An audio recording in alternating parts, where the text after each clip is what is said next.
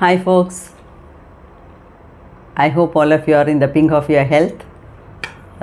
Okay, so today's video is episode number 99, and as I said earlier, this is the continuation of chapter 9 of part 1 of that book titled Play of Consciousness. Okay, so the 9th chapter, we have already seen 1/3 of the 9th chapter. The heading of the chapter is My Method of Meditation. So, who is talking about his method of meditation? SWAMI MUKTHANANDA, that is the author of the book. Okay, so SWAMI MUKTHANANDA is telling about his method of meditation, right? And we have already seen a part of it. Let us continue with that. See, we know that MUKTHANANDA has chosen a corner in the hall where his guru Bhagavan Nityananda sits and gives discourses and where he sits and does his meditation. Okay, so he is sitting in the corner, and before meditation Swami Muktananda observes his guru intensely. He is just looking at the guru, what he is doing, how he is sitting, like that. He is observing him part by part. He is able to see that his teeth being clenched, the lips being tightly closed, but sometimes some sound is coming from the throat. His guru's eyes are half closed, and he is sitting on the wooden cot, and he is swaying. He feels that he is intoxicated not by consuming drinks. Okay, he is intoxicated because he is in the blissful state. Blissful state is the highest state of happiness. So by doing meditation, his guru Bhagavan Nityananda is already feeling intoxicated. His body is swaying, sometimes he is smiling, sometimes he is laughing, sometimes he is simply sitting. And he is enjoying his meditation, and the disciple Swami Muktananda is observing the guru.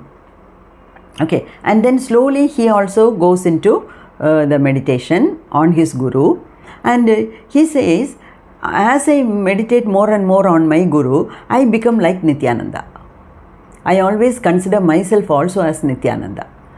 But it is true, in the sense, I have also read in many places that when you meditate on something, see, what you think often, that you become. That is why, there are a lot of manifestation techniques, isn't it? Nowadays, lots of videos are coming on manifestation, visualization and manifestation. So you visualize. You want to become a crorepati, you just sit and visualize. Slowly you will manifest. Gradually you can also become a crorepati. That is the concept. So what you think, that you become. That is the saying. Like that, Swami Muktananda is meditating on his guru constantly to such an extent that one day he himself feels that he has already merged with his guru Nityananda. And so like that his meditation continues. And sometimes after doing some meditation for some hours together, our monkey mind will not allow us to continuously sit in meditation. It will start working. Then so you get disturbed in the meditation. So like that, when Muktananda is getting disturbed, he used to get up from the place and he used to walk around the hall for some time. And he says that only when I am not meditating, only when I am walking around like this or doing some other work, I feel that I am Muktananda. On all other times, I feel that I am Nityananda himself. Okay, so like that he is feeling. And he says he has seen more than 60 great saints he has met. More than 60 great saints, sadhus and sannyasis and some naked avadutas living in the Himalayas. Okay, and all of them told Bhagavan Muktananda the same thing, that is, you meditate on your Guru. See, this is also a sort of what should I say? It's a sort of signal. See, Muktananda tried different types of meditations, meditating on different objects. Okay, but what clicked finally is when he started meditating on his Guru. Okay, he read earlier we have seen, no, he read Gita Guru. He read the book Guru Gita. He read the book Guru Gita, where it is said that the root of meditation is the Guru's form. So, and he also read the poem written by Dukharam Maharaj. He also says you meditate on your Guru. And you see, when we are in the path of spirituality, or maybe you want to buy a car, or even in your mundane life, maybe you want to buy a house, or you want to construct a house. What do? We whomever we see, we keep on asking them about that, because that is only working behind the mind all the time. Like that, when Swami Muktananda met these saints, avaduts, he might have asked the question, how do you meditate? What do you do? On what do you meditate? Like that. And all of them gave him the same signal, that is, you meditate on your Guru. So now he is confirmed, he is 100% confirmed that he is going to meditate only on his Guru, Gurudev, that is Bhagavan Nityananda. So he goes on meditation in a full-fledged way, thinking on or meditating on his Guru. Okay, and so he says, my saguna worship, that is, nirguna worship is there, where you meditate on nothing, that is formless meditation. This is with the form. With the form is, you think of the physicality of the Guru, and then you imbibe all those things, and then you meditate on him. That is saguna upasana, saguna worship. He says, my saguna worship is becoming better and better when I sit and meditate on my Guru. He says, I meditated on Nityananda, I sang of him, I repeated the mantra he gave, and you just see some more actions which show that he is at the pinnacle of his Guru Bhakti.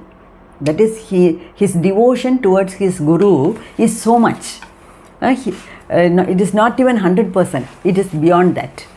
See, after his Guru takes bath, some water will be left over, no? The Muktananda goes and drinks that water, thinking that it is holy water. And he wanted to eat the leftover of his Guru, maybe after his lunch. But when he asked, Guru refused.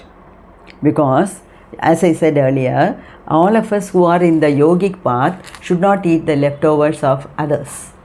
So, his Guru also might have thought like that, and he might have refused.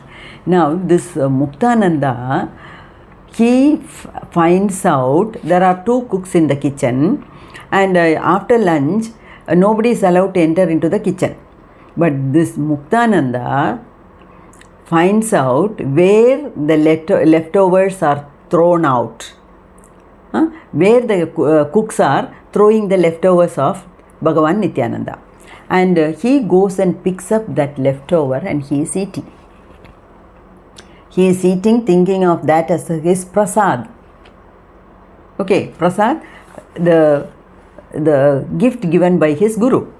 Okay, and after his Guru goes out, gets up and moves from that place, some dust will be there. He is taking that dust and he is spreading it on his body, like spreading vibhuti on the body. So to that extent, here, and sometimes I was given the opportunity to massage his body or his feet, and my Saguna worship deepened by doing all these things. So he was totally, more than 100%, he was totally in for meditating on his Guru. Okay. And during his, sometimes he says, during my meditation I used to get angry.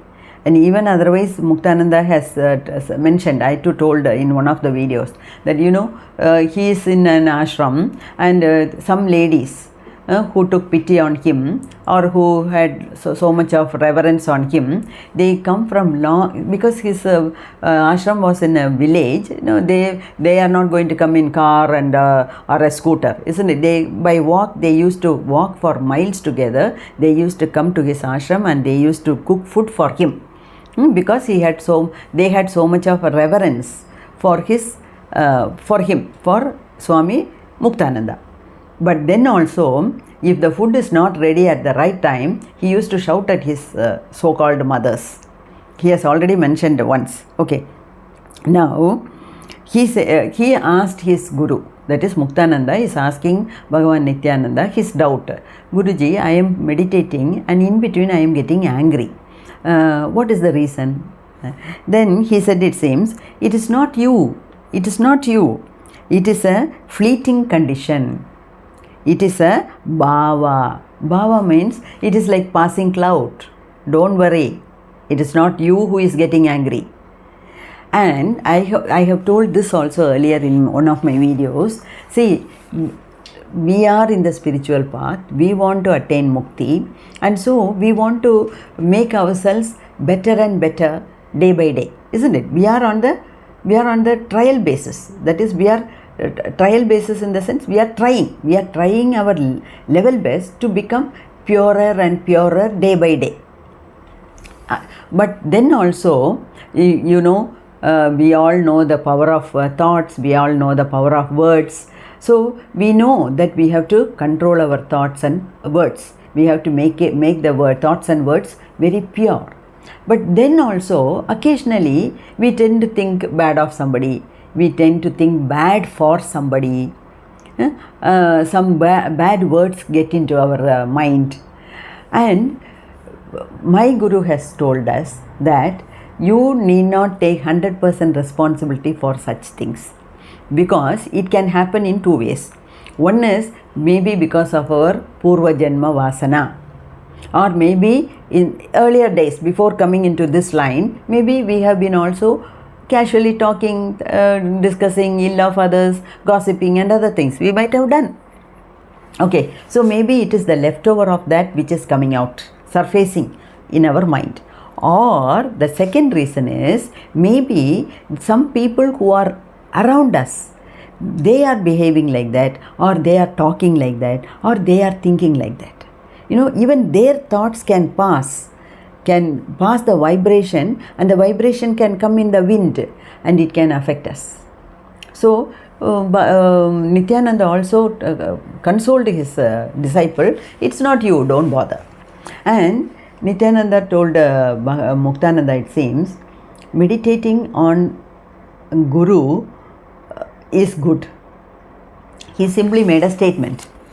He said, it seems, meditating on the Guru gives a mysterious meditation. It is a complete yoga by itself. Like that he said. And he also mentioned a book, Jnana Sindhu. He also mentioned a book titled Jnana Sindhu. He said, there is a book by the name Jnana Sindhu. It's a very good book. And then he fell silent. Bhagavan Nityananda became silent. When the Guru becomes silent, it's an indication that he is going into ecstasy, or he is going into his meditation, and so all the others in the ashram, all the visitors, they leave the place, giving time for his Guru, for their Guru. Okay, so like that everybody went out. Swami Muktananda also left the place. He went to the backside of the ashram, and there he saw a sadhu reading a book. His name is Krishna Shetty. Okay, so this sadhu was reading a book, And on seeing Muktananda, the sadhu came running to Muktananda and he said, "Look, I have been reading this book titled Jnana Sindhu, but I am getting confused. The more I read, the more I get confused. So how about leaving this book with the Nityananda Babaji?" And then Muktananda said, it seems, "Okay, all right, come, let's give." Like that, he just both of them went into the ashram. Krishna Shetty placed the book by the side of Nityananda. Then Nityananda looked at Muktananda and said, it seems, "You take it." Because Nityananda wanted Muktananda to read the book.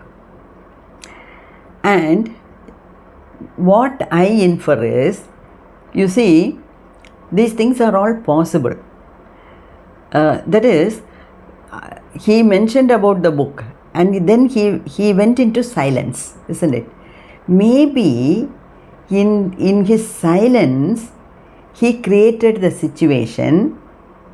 Maybe he created a situation asking Krishna Shetty to come with the book, or making Krishna Shetty sit there and read and getting confused, and all the rest of the things, what all happened. It's all the situation created by Bhagavan Nityananda so that the book reaches Muktananda's hands. It happens. In my life also, many a times such things have happened. Small things. When I think of something in the morning, by evening it gets materialized.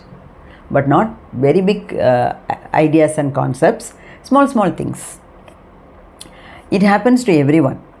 Only thing is, we are not shrewd enough to understand. We are not shrewd enough to connect the dots to get the bigger picture. Okay, so I feel that way, so I thought I will share it with you. So it is the play of consciousness. It is the play of Bhagavan Nityananda. Okay, that's what I feel.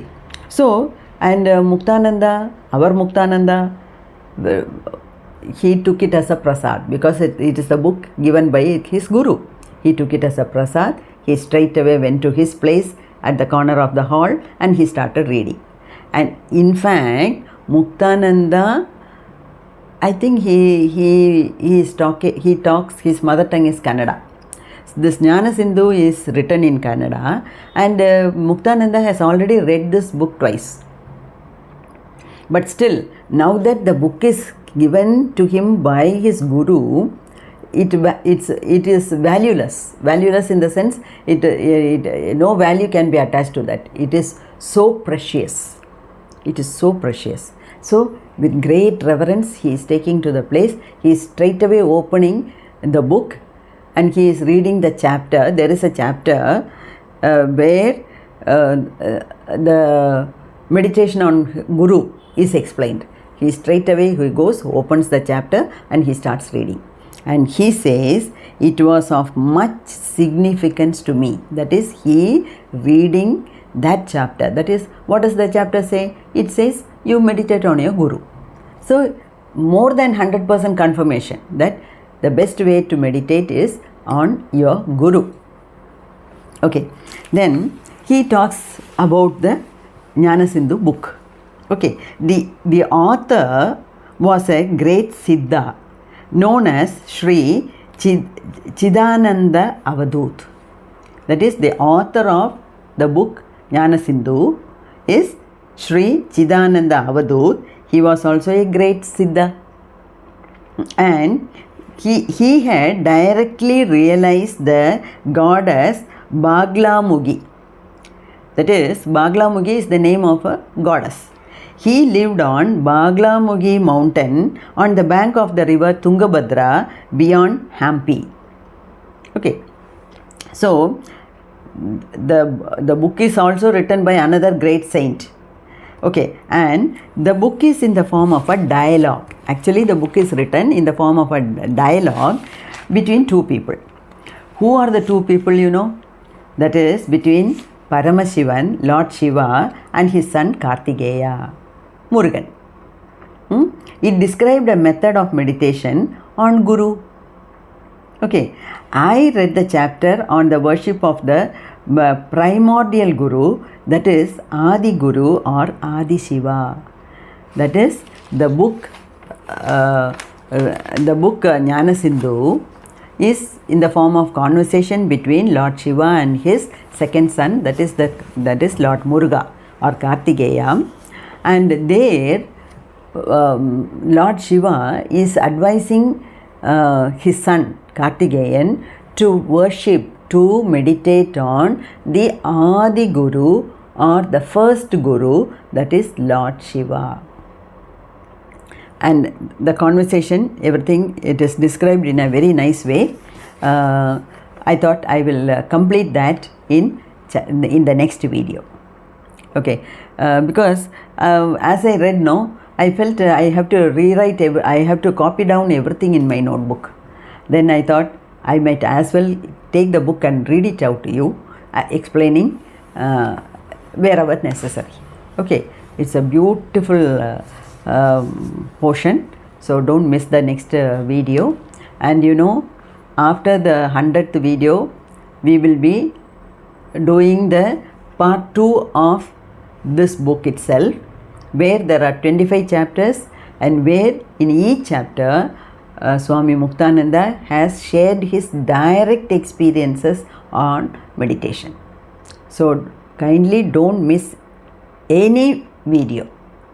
Okay, so you know, I feel that reading these books, reading such books and or listening to such videos will act as impetus for us also to meditate, to do meditation.